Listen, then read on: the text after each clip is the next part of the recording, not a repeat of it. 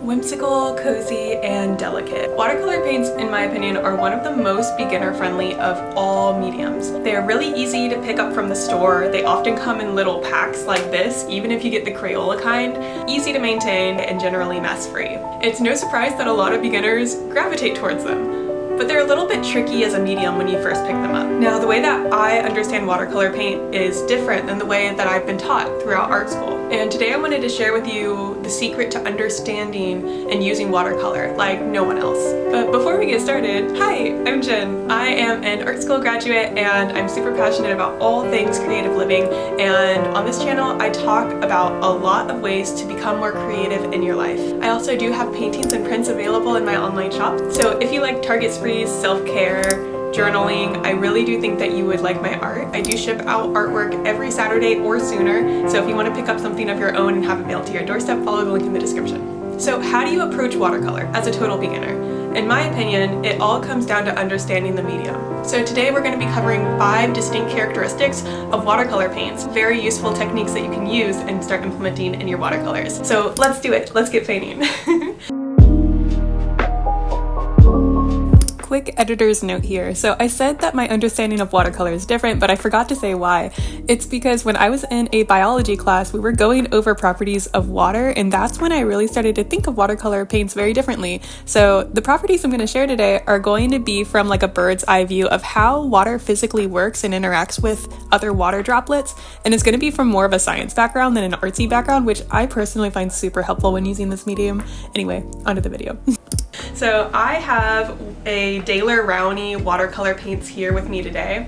So that is what I'm going to be using during our demonstrations, but really any watercolor will do. What I've noticed is if you get them from the store, the cheaper they are, the less pigmented they are, which means it's not that they don't work, you're just gonna need more paint in order to get the same effect. So what makes watercolor paint watercolor? Here are 5 distinct characteristics of watercolor paint that separate it from other mediums. So number 1 is it is transparent, which means when you lay down one layer, it's going to be seen over the next. So when this layer dries and I put something on over top of it, I'm going to see this color underneath it. That means plan carefully whenever you're painting. You'll probably need to be just a little bit more mindful about each move that you make. When you put down a stroke, you're going to want to work with the existing stroke rather than work against it. You're going to have to be very accepting when you use watercolors.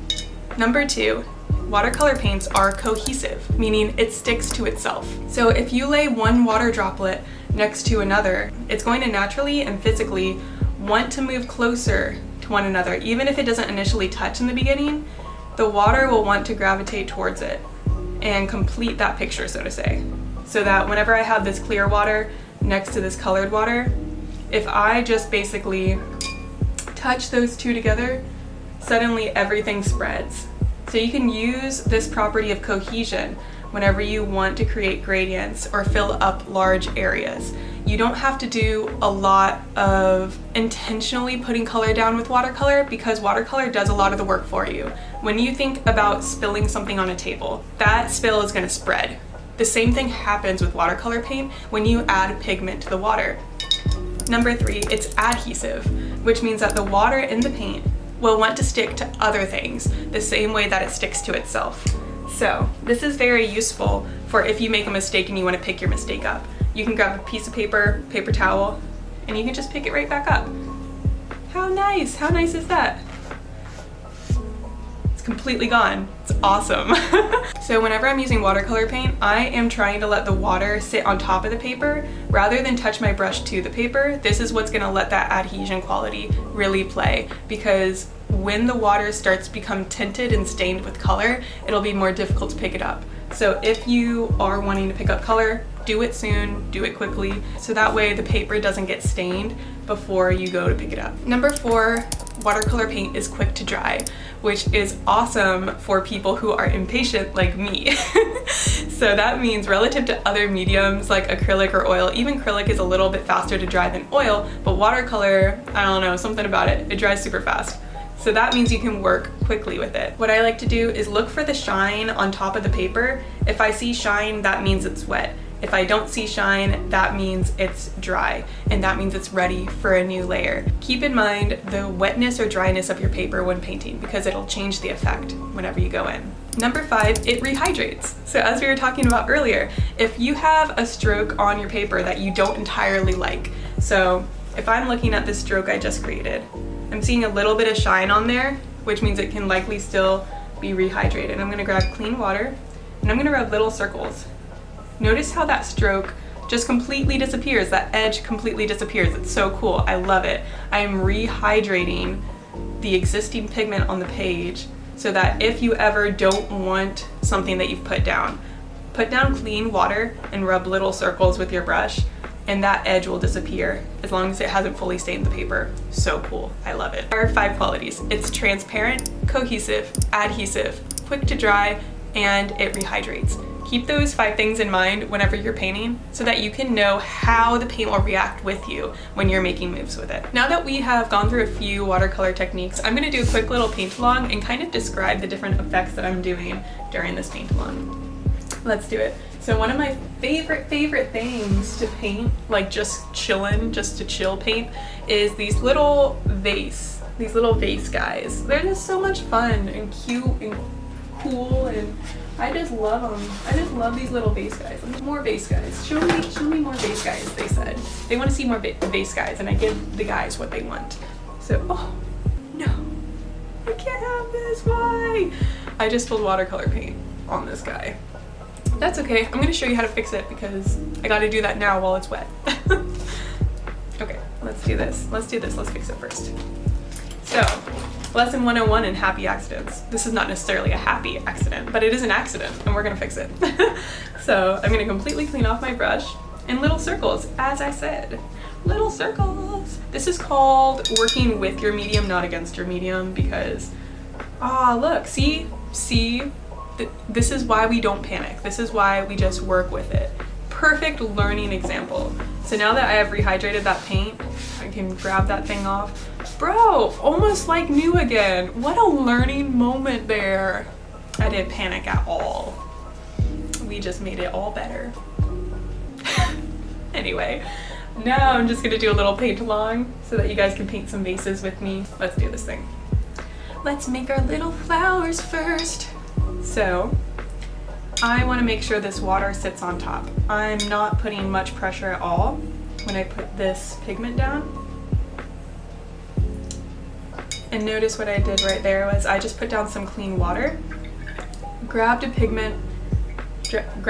pigment on my brush, and then pop, beautiful, gorgeous, lovely, you get the point, you get the point. I'm gonna make some pretty flowers. And what happens when you have cheap brushes is sometimes the bristles come out and you can just grab it. That's all we need. We don't need anything else. Beautiful. I'm gonna make some little splatter techniques. So if you wanna make some splatters in your paintings, you're gonna take the wood of your brush and tap it against your forefinger. So, beautiful. Hells yeah. Oh, can I say that? I don't know. Alrighty. This is called Chaotic Painting with Jennifer. Alrighty, so now I'm gonna use that same reddish color. Maybe I'll desaturate it a little bit with some brown. And I'm gonna make the vase. Let's go ahead and do this. So I have a straight line, and then I make a swoop. There's my swoop. Look at my swoop. Does your swoop look like this? It's okay if not. It's okay if so. We're just having fun here. That's it. I'm gonna color in my little vase a little bit. Oh, beautiful. That's what I'm talking about. I'm feeling maybe like a little bit more of like some orange in here. Maybe, possibly. Oh yeah, that's what I'm feeling the orange. Are you feeling the orange? I'm feeling it now, Mr. Krabs. Anyway, you can tell I've had my coffee. Alrighty, I'm gonna take just like a little bit more of this. So one thing with painting is to keep in mind contrast. Contrast is what's going to create visual interest in your painting. How to create contrast is to put dark next to light, or soft next to hard, or Trump next to Biden. I don't know. I don't know, I'm gonna cut that part out. Essentially, you want two very different elements next to each other. It makes the brain go like, ooh, what's that? So I'm gonna make a little bit more of this. Do I want some teacups? I'm gonna make some teacups. So here are my teacups. I just make an oval and then a half circle underneath it. How simple, how cutie. Oh, what are the kids saying these days? How demure. How, I feel like there's more words, but I'm not on Instagram or TikTok enough these days to know what the cool kids are saying. But if you know, drop it in the comments. Enlighten me. I'm gonna make a couple more teacups. And basically to just create these teacups, they're very simple shapes. I'm gonna give you my teacup technique here. Where is something that I can draw with? Deepest apologies for how chaotic this video is. It turns out my pen is holding up my camera, so I'm not gonna actually share my top secret teacup technique today. If you're interested in my top secret teacup technique, it's top secret. It's not top secret. Then comment below, maybe. Whole video just on my teacups because I love them dearly. I love coffee, I love tea. I love little old me.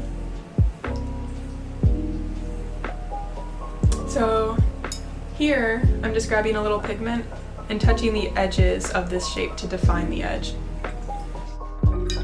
What I'm doing here is I'm allowing the flowers time to dry. I want to go in with those stems and I don't want the green to blur with the red. Green plus red equals mud, equals brown, equals gray. So I don't want those to touch. So what I'm doing is I'm working on other areas of my painting to give that area time to dry before I go in with green stems. How about a beautiful horizon line? That's what I'm talking about here. Yeah, let's do that. So you'll notice I put down straight pigment, and now I'm going to take clean water, and I'm going to drag that pigment wherever I feel like I want it to be. I'm going to stay very, very far away from the edges of any other shape that I've touched because my objective here is for clean lines. If I'm okay with blurred lines, if I'm okay with soft lines, then it's okay to touch those shapes, but that's not what I want right now. It's not on the menu tonight. So that's what I'm gonna do here. I'm gonna grab even more water and I'm just gonna drag that shape out until it's kind of gone.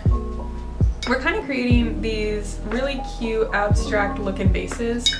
What I did just there is I grabbed a little bit of pigment, touched the color. That's sort of how I like to choose my color. I like to work from little and build up. That's kind of how you have to do it with watercolor because as mentioned before, all of your strokes are seen from the beginning, so you have to pre-plan.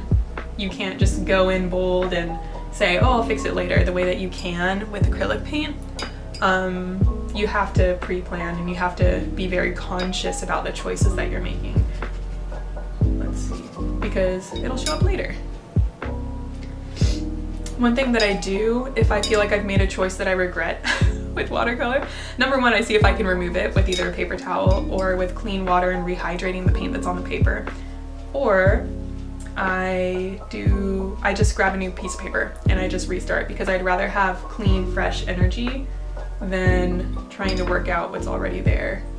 That's just my personal preference. You can work out your personal preference in your own practice. Beautiful. Okay, I think those flowers would have enough time to dry. This guy is a little bit wet still, so I'm gonna steer clear of him, but the rest should be fine. I'm gonna grab some yellow, mix up a nice green. That's what I'm talking about. For my greens, I really like them to be like a little bit on the blue side. So I grabbed some yellow. And then I grabbed some blue right here. And then I desaturated just a tad with some burnt sienna. And that's my green, that's my green. I'm very picky with my greens. Don't give me a green I don't like. I'm not gonna use that green. Ah, yes, that's my favorite nutty green. Okay, now I'm gonna create some stems. So when it comes to the stems, so far I've worked very fluidly and very water heavy. Now I'm going to try to be scarce with my water, and I'm going to try to work quickly in flicking motions. So here we go. It's okay that they don't entirely connect. That is actually one of my favorite parts. Oh, so beautiful. I love it. Oh, my precious. There we go. How nice. How nice is this? Sometimes I like to do that little dots or something. Depending on if the vase is clear or transparent, you could extend the stems into the actual vase. I think I'm gonna make this vase transparent, so there we go. Maybe like partially transparent. Now let me grab some blue for some water inside my vase. Oh yes, this is what I love. This is beauty. She's Grace. She's Miss United States. Oh, I love that. That's nice. Do I want to add blue on top? This is gonna get messy if I do. I'm just gonna do it.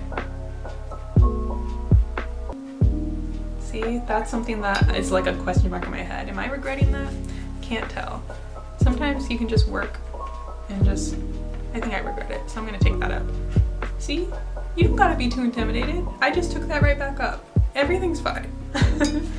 I like to make my teacups blue because that makes my heart soar, makes my heart happy, and in painting you get to do anything that makes your heart happy, so do it. Here we go.